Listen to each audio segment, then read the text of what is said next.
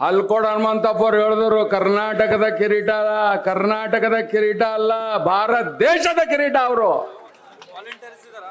ಯಾಕಂದ್ರೆ ಇಡೀ ಭಾರತ ದೇಶದಲ್ಲಿ ಇವತ್ತ ನನಗನ್ಸಿದ ಮಟ್ಟಿಗೆ ಬರೀ ಭಾರತ ಅಲ್ಲ, ಇಡೀ ವರ್ಲ್ಡ್ದಲ್ಲಿ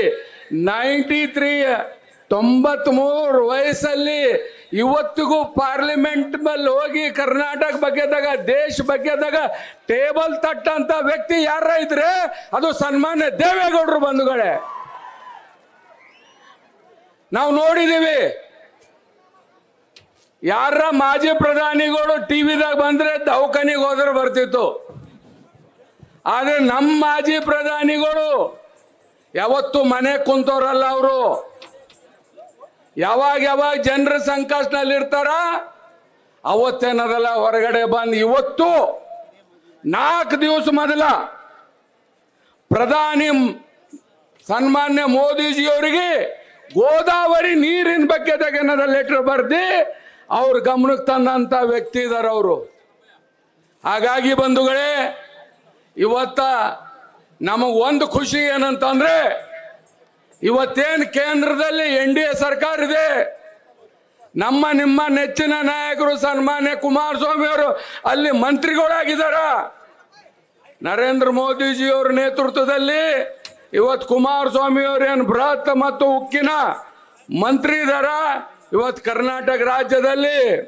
ಅದಕ್ಕೆ ಕರಿಯಮ್ಮವರು ಇವತ್ತು ಈ ಜನರ ಮೇಲೆ ಏನು ವಿಶ್ವಾಸ ಇಟ್ಟು ಕರಿಯಮ್ಮವ್ರಿಗೆ ಗೆಲ್ಲಿಸಿ ಇವತ್ತು ನಮ್ಮ ಪಕ್ಷಕ್ಕೆ ಏನು ಶಾಸಕಿಯಾಗಿ ಮಾಡಿದ್ರಿ.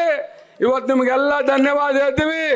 ಮುಂದಿನ ದಿನ ಕುಮಾರಣ್ಣ ಬಂದಾಗ ಒಂದು ದೊಡ್ಡ ಬೃಹತ್ ಇಂಡಸ್ಟ್ರಿ ಅನ್ನೋದಲ್ಲ ಈ ಭಾಗಕ್ಕೆ ಕೊಡಂತ ಪ್ರಯತ್ನ ಮಾಡ್ತಾರ ಅಂತೇಳಿ ನಾ ಹೇಳಕ್ ಬಯಸ್ತೀನಿ.